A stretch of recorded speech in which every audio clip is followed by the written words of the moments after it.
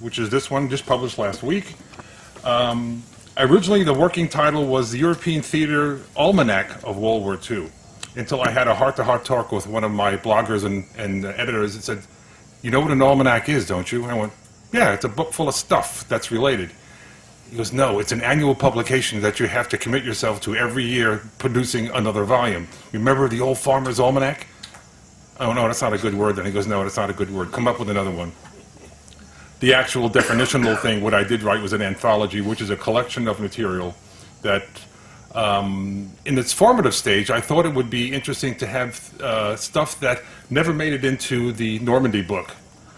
Being a military historian, as well as anything interested in the Eastern Front portion of World War II in Europe, the research never ended, the reading never ended, the blogging never ended, the visits to the National Archives never ended.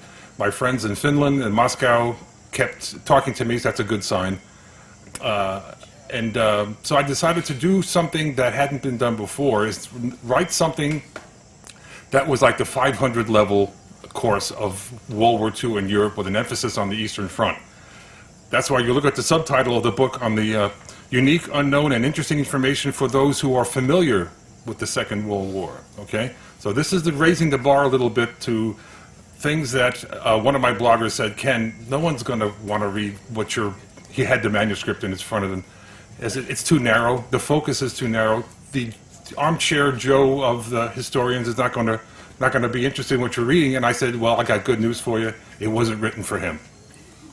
This was the people who are really interested in that narrow focus of the World War II in Europe, especially with an emphasis on the Eastern Front, that you won't find in the typical military history on that area."